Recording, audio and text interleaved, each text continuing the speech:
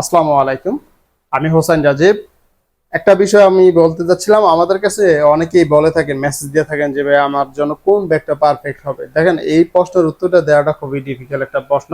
কারণ হচ্ছে আপনাকে যেহেতু আমি দেখি নাই, বা আপনার হাইটটা কতটুকু বা আপনার বডি ফিটনেস কতটুকু সেটা আমি দেখতেছি না, যেহেতু সেক্ষেত্রে অ্যান্সারটা দেওয়াটা খুবই মুশকিল। তবে হচ্ছে আমরা একটা বিষয় আপনাদের বলেছি, যদি এই জিনিসটা ফলো করেন তাহলে হচ্ছে আপনি যে কোনো প্রান্তের থেকে যে কোনো ব্যাগ নেন না কেন অবশ্যই আপনার জন্য পারফেক্টলি হবে। সেক্ষেত্রে হচ্ছে রেগুলার পারপাসে যে আমি বলতেছি, এখন আপনার হাইট যদি 5 ফিট 4 ইঞ্চি হয় বা 5 ফিট 5 ইঞ্চিও যদি হয়, সেক্ষেত্রে হচ্ছে আপনাকে বলবো মানে আপনার 16 ইঞ্চি যে ব্যাগগুলো থাকে ওইটা ইউজ করতে পারেন রেগুলার ক্ষেত্রে।